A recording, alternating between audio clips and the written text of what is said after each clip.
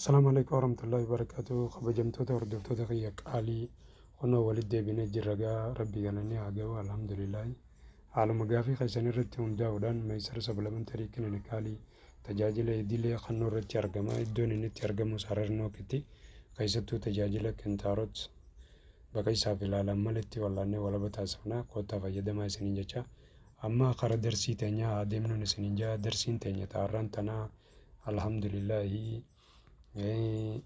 dhibee asmii takkaa'u saayinasiitii kanaaf saayinsii haalatti ittiin firraa wallaanan uumamana keenya keessa jiruun akkaataa itti firraa wallaannu takkaa'u nyaata tajaajilamnu karaa inni itti dawaa nuuf ta'utti jijjiirree akkaataa itti fayyadamnu wal barsiisaatti deemu jira. Kanaaf namootni hedduun irraa fayyadamtanii nuufis bilbilaa gaafii qabdanis nuus gaafachaa tajaajila barbaadaniifis dhuftanii tajaajila irraa fudhachaa akkuma itti fuftanii jirtanii hedduu galatoomaa isiniin jaa. Kanaaf har'a rakkoo saayinasiitiif nama funyaan cufame takkaa'u saayinasiin dhibeen isaa affantuu funyaan isaa dhibee hargansuutii wajji wal qabatee namni dhibee san qabu maal nyaachuu qaba maal yoo nyaate isaaf dawaa ta'a jechuun waan nyaatan irra. Kanaaf dawaa faarmaasii bitan odoo hin ta'in dawaa bakka kuduraa muduraalee nuti fayyadamnu kan dawaa ta'e irraa yaasa'u jira jechuudha. Kanaaf nu hordofuuf kasaniif hedduu galatoomaan isiniin jaa. Gaaffii fi yaada qabdan dawwalaa nu gaafadhaa saafetanitti liifis nu dawwaluu dandeessan inna yaada qabdanii nu barreessuu dandeessan. Lakkoofsa keenya asirra jira, bilbilli keenya asirra jira, adiraashaan keenya asirra jira. Gaaffii qabdan nu gaafachuu dandeessan rakkina hin qabu. Amma karaa dawaa saayinsii wallaanuutti deemnu seennu. Kanaaf har'a dawaa shan baranna. Dawaan shanan kun takka shunkurtaa fi fujul jechuudha. Namni saayinsii qabu shunkurtaa fi fujul kuni albuuda cimaa takkaa'u vaayitaaminoota ciccimoo dhibdee nurraa ittisuu danda'u kan waan funyaan keenya cufaan nurraa qulqulleessuu danda'uuf keessaa qaba jechuudha. Shunkurtaa fi fujul fayyadamta. Shunkurtaa fi fujul shunkurtaa kophattis ciniintee alanfattee isii haaree alanfattee liqimsuu dandeessa. Akkasitti yoo feetes fujulii fi shunkurtaas walitti gootee isaan lamaan bishaanitti danfistee bishaan isaan keessatti danfan dhuguu dandeessa. Yoo feetes fujulis jiruma isaa alanfattee nyaachuu dandeessa jechuudha. Kanaaf ganama faxara dura fayyadamta. Guyyaa 3 hanga 7 jara kana yoo fayyadamte funyaan kan keessa irraa qulqullaawa. Jarmiin funyaan kan kee cufee fi saayinasiin si jiru hundinuun sirraa hiikamaa deemaa jechuudha. Inni duraa kana inni lammaffaa immoo baabuna jiifi shaayii lakdar shaawuma magariisaa daqqii shaayii magariisaa tana kan dukkaana irratti argamtan isuma tana baabunas kana fuutee baabunas gaa mooraa teenya hunda jira kan miidhaginaaf mana keessa fayyadamnu.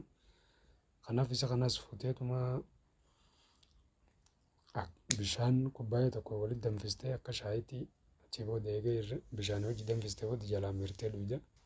Yoo feete shaayii lakdariis danfisteetuma baabunas kana keessa godhattee waliin fayyadamta. Akkasitti waan funyaan kan kee qulqulleessuuf keessaa qabaa jechuudha. Kanaaf bifa shaayiitiin fayyadamtee najaaf raawwataa.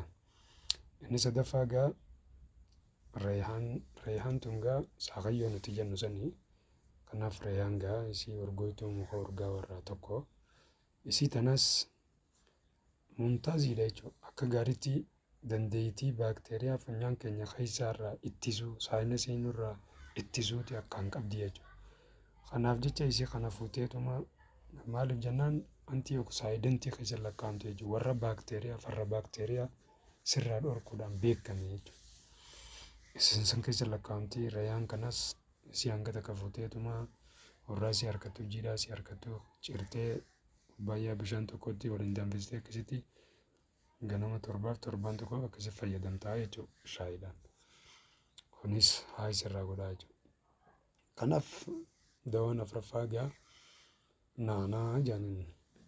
Naanaa jechuun egaa naanaan beekamaa jira. Kunis mukuma urgaa irraa takka kanas muka bareedumminaaf mana keessa magarsan irraa takka.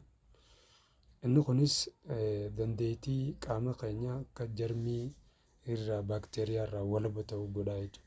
Kanaaf jecha hamma tokko fuuteetuma bishaan kubbaayyaa tokko keessa waliin danfifattaa jechuudha. Kanaaf eega danfistee booda dhuydaa jechuudha.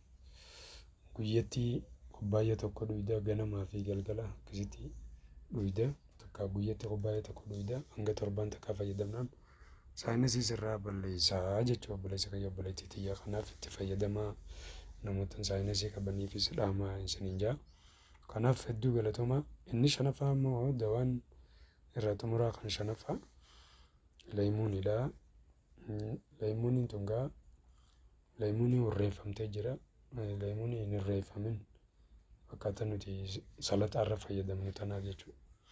Innaa isii tanas fuutee naanaa wajjin yoo walitti cuunfistee akka gaariitti waliin danfifattee eega danfifattee booda bishaan isii jalaa bahu jara kan jalaa bahu dhuydees takka isaan lamaan kana waliin bilcheessitee yoo nyaattees ganama subii garaa qullatti sirraa hiikaa jechuudha. Sirraa gadhiisaa jechuudha. Kanaaf baakteeriyaa toonsiliinii takkaa'uu waan laagaa tan gurri teenyaa dhukkubduu fi laagaa nu dhukkubduu fi funyaan nu cufame hundaafuu dawaadha jechuudha inni kun. Kanaaf tuttoo leemuunii tanas fayyadama bishaanitti danfistanii hanga daqiiqaa 10 hanga daqiiqaa 5 takka danfistanii achi booda jalaa miirtanii har gootanii jechuudha laagaa keessatti yoo laagaan isin dhukkubde. Yommuu saayinsii qabaatan ni nyaatanii jechuudha. Filiyoom takfii mana laalaati. Kanaafuu sirraa qulqulleessaa jechuudha.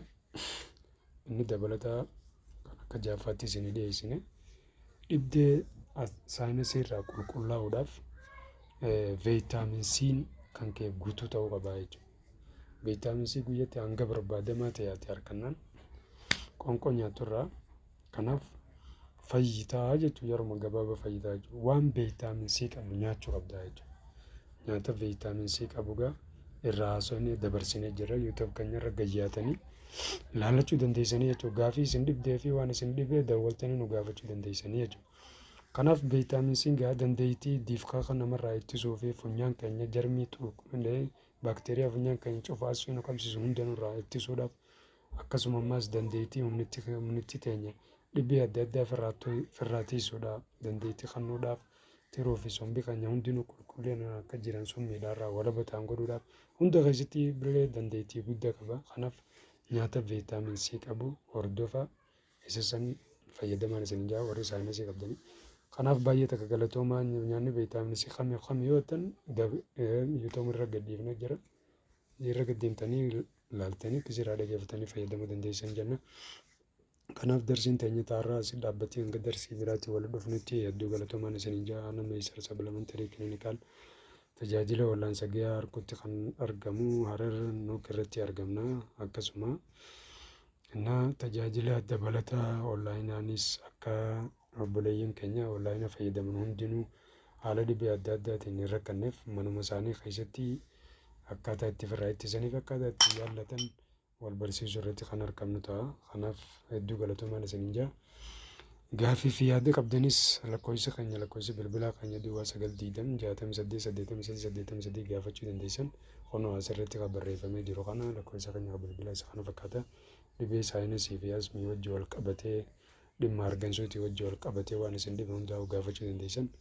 Kanaaf Meeysar Sablamentarii Kiliinikaalii gaa miseensa isaa taatanii nu hordoftanii irraa fayyadamuu keessan hedduu isin galatoomfannaa. Gaafii fi yaada qabdan nuuf dhiyeessaa. Gaafii fi yaadni keessan nu ciccimsaa nu tarkaanfachiisa.